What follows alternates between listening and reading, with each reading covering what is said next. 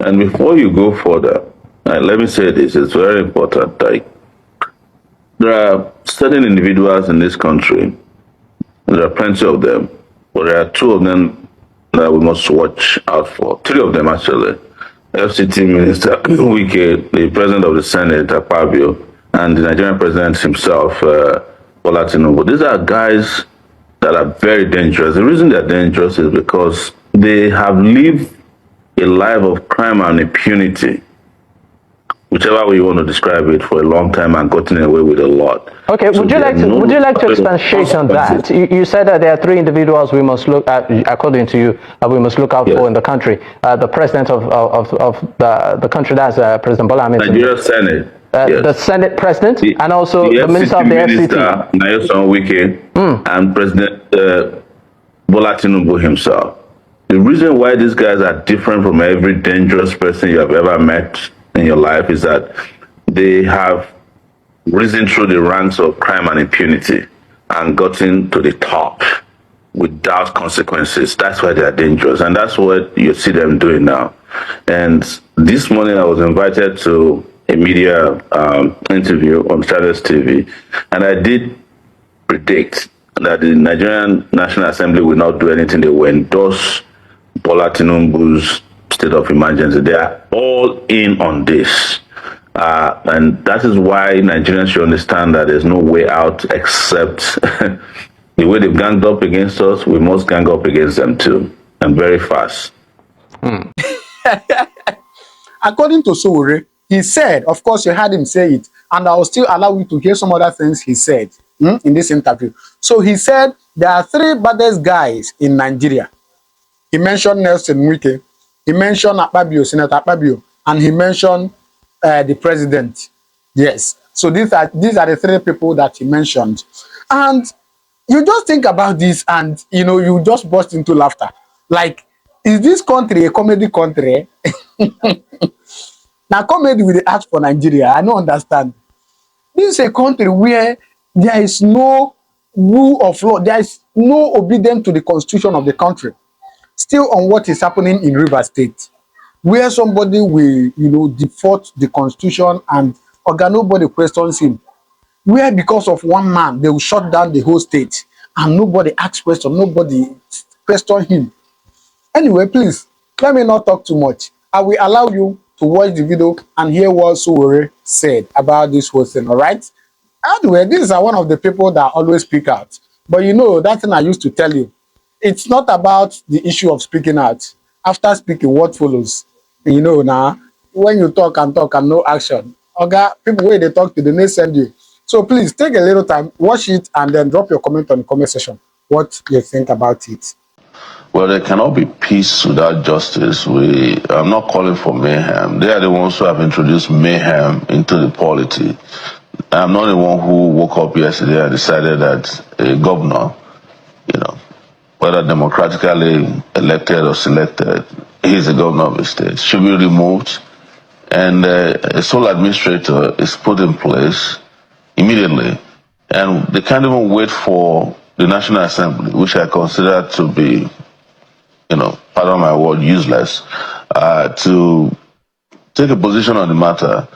And they went straight to what they wanted, that is to release the allocation of the state to a person who is illegitimate, who has not been voted for by people of Rivers State.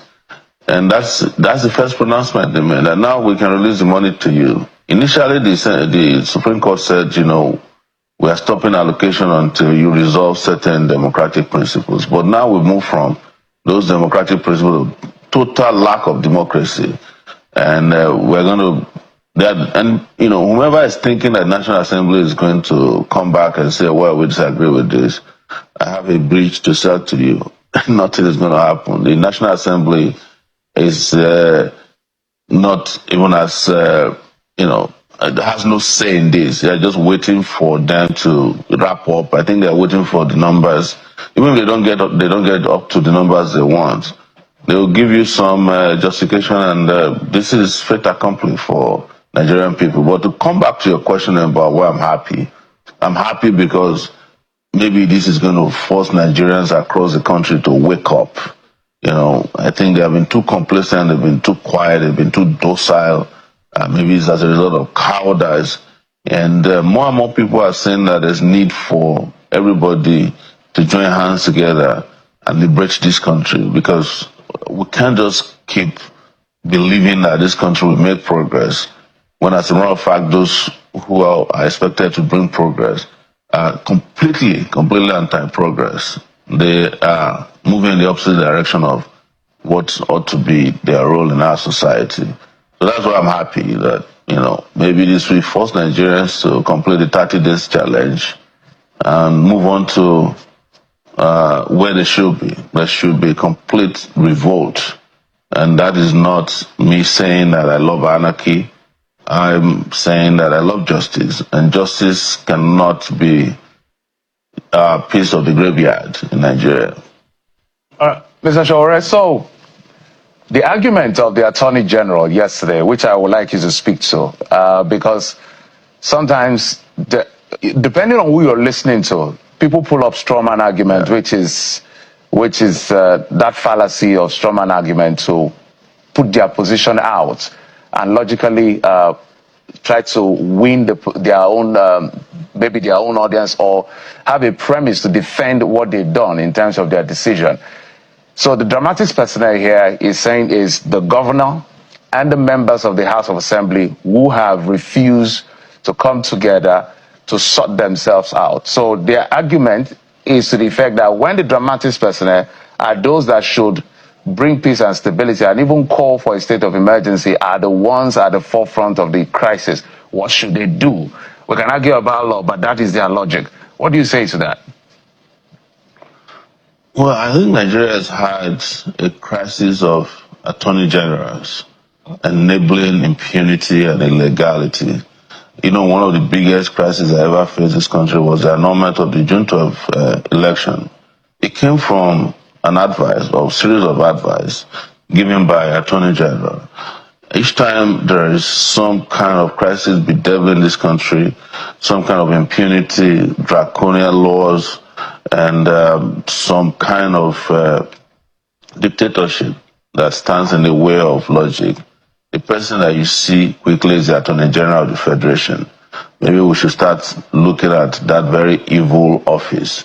And it doesn't matter who the person is. The moment they become the Attorney General, they could be sensible, logical, they could be brilliant, but some kind of toga of impunity is what they wear, and they rub it on the face of the Nigerian people. How can the Attorney General come out and say this is right when we all know that this is a terrible, terrible mistake made by the president or whomever decided on this? Because I don't think will Nigeria know who is the president of their country. It depends on what they want. As of now, it looks like the person who's president is the FCT minister. So maybe there's a rotational presidency depending on interest. But the Attorney General was wrong. I'm sure he knew he was wrong. But do they care? Who cares? They don't care about you. They will do it, get away with it, and they know you will move on. And they too have moved on as we speak. So I'm just hoping that Nigerians will not let this slide, and several other infractions and infringements on their fundamental rights. Mr. Shore, I hope that will not let things just slide this time around. Okay, but, I hope that when you say you're not, Nigerians just a moment, probably have moved on already. Just a moment. I hope when you say you will not let Nigerians should not let this slide, you are not calling for anarchy, because whatever we do, we have to do it within the confines of the law. I don't know why you're gaslighting me with anarchy. What just happened is anarchy in Rivers State. Somebody just imposed his friend on the states that have elected officials. They sent soldiers down there, they've driven out the governor. That's anarchy. So why are you gaslighting me with anarchy? If there's anarchy, it is the one that the federal government imposed on Rivers State. The response of the people is not something you should use to gaslight people like me. I don't care about labels. If they are the ones calling for anarchy and they get it, so be it.